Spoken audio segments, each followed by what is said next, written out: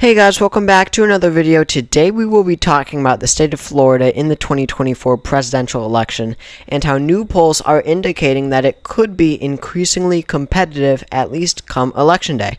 So we have a new poll coming out of the Florida Atlantic University. They do a wide variety of polls, many of them accurate, many of them not. You see they have a B ranking, which is definitely a lot better than most probably, but definitely not in the top tier of the most accurate pollsters. Well, anyway, they released a poll today. They show that the general election in Florida in the head-to-head between Donald Trump and Kamala Harris, Donald Trump is only ahead by 3%. So it is a lead, but it is a lot closer from, definitely when Biden was back in the race and he was the presumptive Democratic nominee. But even closer than when the campaign between Trump and Harris a few weeks ago started out. But that's not it. They conducted multiple polls, 4 in fact, and one of them, when you include third-party candidate, or just Robert F. Kennedy Jr. actually, Donald Trump's lead shrinks to just 2% in the state of Florida, which is even closer than his margin in 2020. He won the state by 3.4%. So this is a very interesting dynamic that we might have to add into the 2024 election. I never really anticipated that Florida could be close, but if polls continue to indicate this, then we very well may move Florida into that toss-up category. So before we talk about this, all these polls and the what's going on in Florida and how it's interesting how despite apparently Florida shifting towards the right, Kamala Harris looks competitive. Before we do all that, let's take a look at the electoral map and how a toss-up Florida would really change this election. So I previously had characterized 7 battleground states in 2024, that being Nevada, Arizona, Georgia, North Carolina, Pennsylvania, Michigan, and Wisconsin. Now I'm not ready to move Florida into that characterization just yet. We definitely have to wait on more data to come from the state to see if we can officially characterize it as a toss-up state, make it the 8th toss-up state. But let's look at some scenarios where it does go, in fact, to Kamala Harris, just to emphasize how this race would change. So we see that if Kamala Harris carries all of the very blue states, maybe safe states or even some likely states like New Mexico or New Hampshire or Maine, but you add Florida into that mix, you see that Kamala Harris and Tim Walz, the Democratic ticket, are already at 256 electoral votes. You need 270 to win, so she's 14 away. So here you see how if Florida goes blue, then it probably indicates a Democratic landslide in 2024 because you're already near 270 and you don't even enter the other battleground states. The most likely after that is Michigan, and she wins the election just like that. But if she's winning Florida, she's almost definitely winning Michigan, Pennsylvania, Wisconsin, Nevada, and very likely as well Arizona and Georgia, and probably North Carolina. So that would just be a Democratic sweep, but that just goes to show how easy it would be for Kamala Harris to claim victory in 2024 by just winning the state of Florida, and then Michigan or Pennsylvania.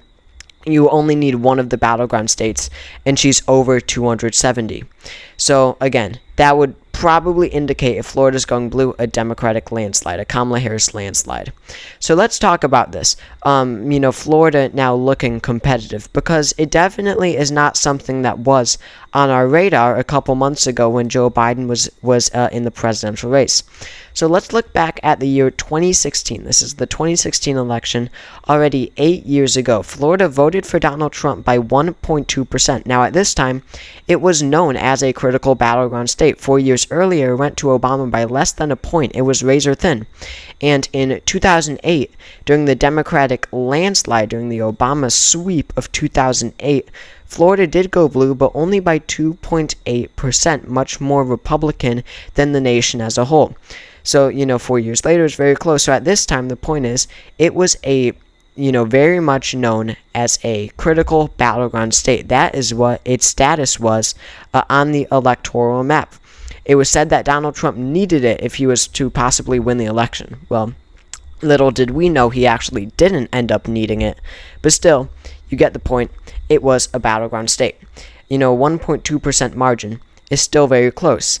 And then in 2018, the Republican candidate for governor, Ron DeSantis, won by a razor-thin margin. It was less than 1%, something like 0.3%, I want to say. But then came the shock of 2020. So as the nation as a whole, we can actually look how this is the shift from 2016 to 2020. This is how each state, how much it shifted. So we see Texas shifted 3.4% towards Donald Trump, Georgia 5.3%, Pennsylvania 1.9%, just throwing out examples here. And we see that very few states actually shifted towards the right. Illinois, Arkansas, Nevada, California, all pretty much stayed stagnant. Utah is an exception because complicated. There was an independent in 2016 that threw everything off. But look at Florida. Out of every state in the nation, besides Hawaii, interestingly, Florida shifted most towards Donald Trump. It trended most Republican of any state besides Hawaii in the 2020 election. Now, we can go into why this happened. This was a factor of people moving to the state. This was a factor of Latino voters around Miami-Dade County trending heavily towards Republicans because of the strong game that Donald Trump ran in the state. The point is, Florida shifted Republican. It went from 1.2% to Donald Trump in 2016 to then 3.4% for Biden. Now, I also want to bring up the polls here because in 2020, polls said that Joe Biden would win the state by 2.5%. They were off by 5%. They overestimated Joe Biden by 5%. So we could very easily see, polls indicating that it's a toss-up, but Donald Trump still ends up winning. But still, it does appear that Kamala Harris is surging. Now, additionally, Florida, party registration has been incredible for Republicans in the state of Florida. This was just yesterday or 2 days ago, August 12th. Florida now counts 1 million more registered Republican voters than Democrats. That is huge. I mean, especially when you look at just a matter of years ago, it was actually in 2021 that Republicans surpassed Democrats in the state of Florida in party registration numbers. Just in 2021. Donald Trump was able to win in 2020 by 3.4% with more registered Democrats than Republicans. But now, 3 years later, the Republican Party of Florida has somehow been able to has been able to gain 1 million more registered Republicans than Democrats. The Democratic Party of Florida has proven just to be truly incompetent, and the Republican Party of Florida is really on its game. But the question is, even though we have these trends towards the right, and this was why it was so, disregarded as a swing state in 2024. It's because of, this massive trend that we've seen to the right with party registration, with the 2020 election, not to mention that just insane year of 2022 for the Republicans in Florida. Ron DeSantis won re-election in Florida by almost 20%. That is unheard of. The last time Florida voted for anyone for governor by a safe margin, I don't even know if this map goes back to 1960. Let's see if it has ever happened since 1960. We see all these margins are lean or likely. Another likely margin. I doubt. Yeah, I guess it hasn't. The last time it went safe for anyone was in 1982. This was Bob Graham, I think. He ended up becoming a senator. But that was the last time, 1982. That was the last time they voted for a governor by a safe margin. Just wanted to prove that point. 1982. The most recent example was 2022, when Ron DeSantis won by 19. So this state has trended enormously towards the Republicans in the last few years, and especially, towards Donald Trump. It even trended right in 2020 when the nation as a whole trended heavily towards the left. Now, Kamala Harris is targeting this state, but so did Joe Biden. So the question becomes, can Kamala Harris run a good enough of a campaign here to not just make it close? Would she be able to come out on top? It's definitely an uphill battle for her. I doubt she could do it. But it will be very interesting to see where this goes down the road, because it matters so much, just the competitiveness of a state. Still, if it leans in Donald Trump's direction, and we continue to see Donald Trump win polls, but if he is consistently only up by a point or 2 points or 3 points, then that means we're going to see the Trump campaign now have to invest in this state that they thought was in their column to begin with, that they previously thought they didn't have to target at all.